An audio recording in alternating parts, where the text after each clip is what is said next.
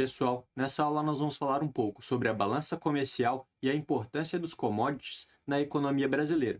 Quando os portugueses chegaram ao Brasil em meados de 1500, o produto escolhido para ser explorado foi a madeira pau-brasil, porque tinha o seu interior avermelhado e poderia ser utilizado para tingir tecidos. E a tintura não era algo comum, por isso era caro.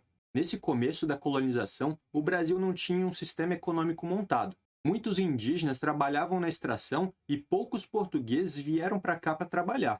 E já que não existia um sistema econômico montado, o modelo utilizado foi o escambo. O que eu quero dizer é que os habitantes trocavam coisas, eles não compravam e nem vendiam. Ou seja, trocar uma galinha por um porco. Já no caso da madeira pau-brasil, os habitantes trocavam o material explorado por manufaturas, materiais produzidos em Portugal, como por exemplo botas, camisas e armas. Nessa lógica, o foco da economia era de exportação do pau-brasil. O pau-brasil vale uma fortuna na Europa. Isso aqui tem muito! O que eu preciso é de gente disposta para trabalhar. Isso aqui tem pouco. Ó, para esse assunto de trabalho, fala com o meu genro que ele é o novo chefe.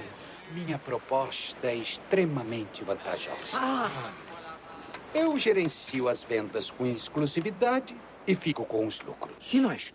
Vocês não. Parece justo. Mais que justo.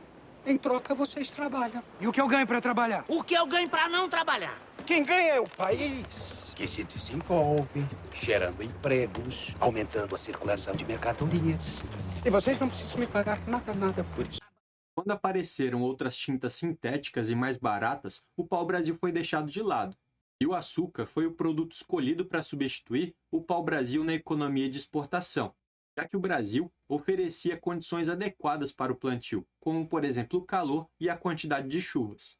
O açúcar era um produto caro na Europa, porque era trazido principalmente da Índia. Durante o ciclo do açúcar aqui no Brasil, existiam os donos das fazendas e os escravos que trabalhavam nelas. Como os escravos não compravam, o foco da produção de açúcar era para exportação, ou seja, vender para os países europeus. Desde então, o Brasil sempre se destacou na produção de commodities, que são a mesma coisa que bens primários ou matéria-prima, que são materiais que servem como base para a produção de outros. Por conta da raiz da história econômica brasileira, a maioria dos commodities é do setor agrícola, como por exemplo o próprio açúcar, o café, o trigo, a soja, a laranja, entre outros. Mas também temos produtos de outras áreas, como por exemplo o minério de ferro e o petróleo.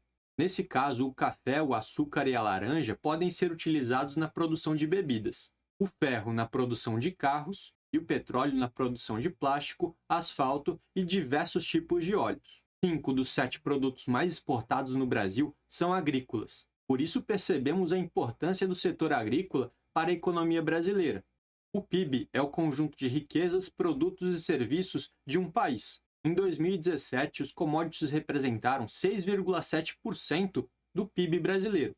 Isso é uma parcela bem participativa, que inclusive gera uma dependência da economia brasileira com o setor de commodities. De 2004 a 2011, nós tivemos uma alta de exportação e valorização dos preços dos commodities, e durante esse período foi registrada uma excelente situação econômica no Brasil. Já de 2015 a 2016, foi observada uma queda acentuada dos preços dos commodities, e esses dados batem com o início da atual crise econômica do Brasil. Em 2018, o Brasil exportou um total de 239,6 bilhões de dólares em commodities. Observando esse gráfico, nós podemos fazer uma estimativa dos valores de exportação do petróleo, do minério de ferro e da soja. O minério de ferro correspondeu a 8,43% do que foi exportado do Brasil. Essa porcentagem deve ser calculada em cima do total exportado do Brasil, ou seja, 239,6 bilhões de dólares. Então, o montante exportado do Brasil em minério de ferro foram 20 bilhões de dólares. O petróleo correspondeu a 10,48, ou seja, 25 bilhões de dólares.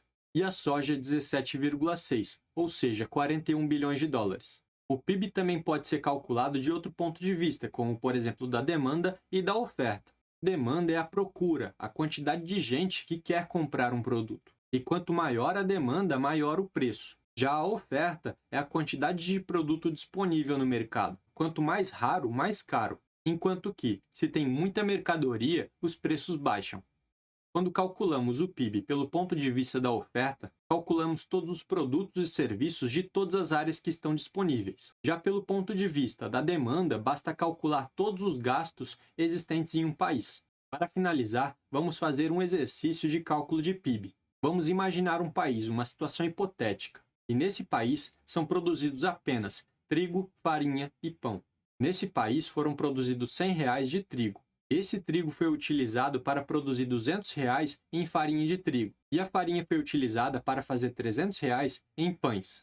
Agora podemos calcular qual seria o PIB desse país. O valor do trigo e da farinha estão embutidos no valor final do pão. Então, pela regra, para não haver dupla contagem, calculamos apenas o valor final do produto, que no caso é R$ 300. Então, o PIB desse país seria de R$ 300. Esse valor foi calculado com base na oferta de produtos disponíveis no mercado, ou seja, R$ 300 em pães. Agora, pensando no padeiro, qual seria a renda dele?